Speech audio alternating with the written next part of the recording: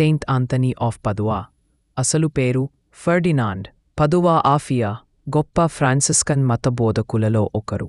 ఆయన జీవితం, ఆయన బోధనలు, అద్భుతాలు మరియు భక్తులపై చూపిన ప్రేమ ఆయనను గొప్ప పవిత్రుడిగా నిలిపాయి. జననం మరియు బాల్యం. సెయింట్ ఆంథనీ 804 ప్రాంతంలో పోర్చుగల్ దేశంలోని లిస్బన్ పట్టణంలో జన్మించారు. ఆయన అసలు పేరు ఫెర్డినాండ్ బులిమ్స్. చిన్ననాటి నుంచే ఆయన దేవుడిపై అపారమైన విశ్వాసాన్ని కలిగి ఉండేవారు. వారి కుటుంబం అభ్యాసజ్ఞులు మరియు ఆధ్యాత్మికతతో నిండిన కుటుంబం. బాల్యంలోనే ఆయనకు పాఠశాల విద్యతో పాటు బైబిల్ మరియు క్రైస్తవ గ్రంథాలపై ఆసక్తి పెరిగింది. చాలా చిన్న వయసులోనే ఆయన మత జీవితాన్ని ఎంచుకోవాలని నిశ్చయించారు. మత జీవితం ప్రారంభం. యువకుడిగా ఉన్నప్పుడు ఫెర్డినాండ్ ఆగస్టినియన్ మఠంలో చేరారు. అక్కడ ఆయన బైబిల్ శాస్త్రాలు, లాటిన్ భాష, థియాలజీని లోతుగా అభ్యసించారు. కాని అక్కడ వచ్చే సందర్శకుల కలహాల వల్ల ఆయన మానసికంగా కలత చెందారు. ఆ సమయంలో ఆయన మొరక్కోలో మరణించిన 5 ఫ్రాన్సిస్కన్ మిషనరీల కథ విని బాగా ప్రభావితమయ్యారు. వారి త్యాగాన్ని చూసిన ఫెర్డినాండ్ ఆగస్టినియన్ జీవితం మానేసి ఫ్రాన్సిస్కన్ మఠంలో చేరారు. అక్కడ తన పేరును ఆంథనీగా మార్చుకున్నారు. మిషనరీ జీవితం. ఆంథనీ మొదట మొరక్కోకు మిషనరీగా వెళ్లాలనుకున్నారు. కాని అనారోగ్యం కారణంగా మధ్యలోనే ప్రయాణం ఆపవలసి వచ్చింది. తిరిగి పోర్చుగల్ వెళ్లే ప్రయత్నంలో అతని నౌక ఇటలీ తీరాన పడిపోయింది. అది దేవుడి ఏర్పరచిన మార్గం అనిపించవచ్చు.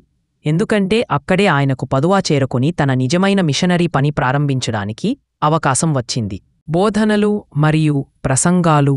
సెయింట్ ఆంథనీ యొక్క ప్రసంగాలు చాలా ప్రజాదరణ పొందాయి.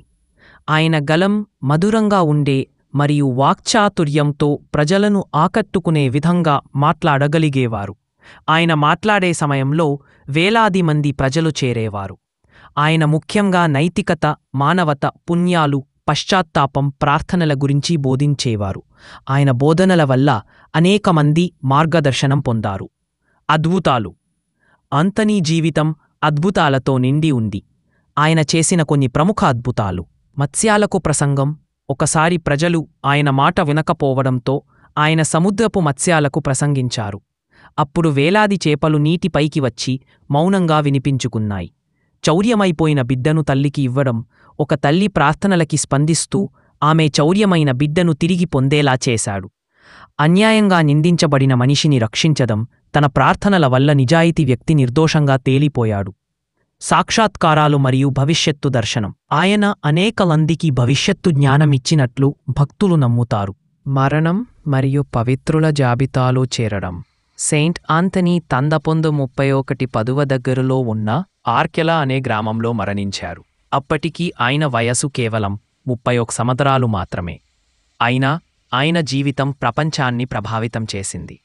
ఆయన మరణించిన తర్వాత కేవలం 1 సంవత్సరంలోనే 1131 పదువ దగ్గరలో పోప్ గ్రిగోరీ నైన్ను పవిత్రునిగా ప్రకటించారు. ఇది చరిత్రలో అత్యంత వేగంగా పవిత్రునిగా గుర్తించబడిన సంఘటన. ఆధునిక కాలంలో ఆంథనీ. ఈరోజు కూడా సెయింట్ ఆంథనీను లాస్ట్ అండ్ ఫౌండ్ సైన్ అని పిలుస్తారు.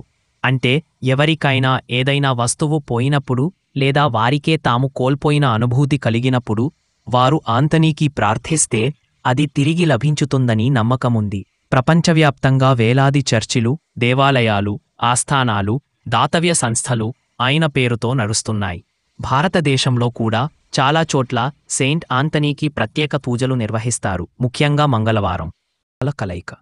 ఆయన జీవితం మనకు సేవా దృక్పథం, పుణ్యత, భక్తి మరియు నమ్మకాన్ని నేర్పుతుంది. ఆయన చేసిన బోధనలు ఇప్పటికీ ప్రభావితం చేస్తున్నాయి. ఆయనను మనం మించినవి కోల్పోయినప్పుడు మాత్రమే కాదు, మన జీవిత దిశ కోల్పోయినప్పుడు ఆశ్రయించవచ్చు.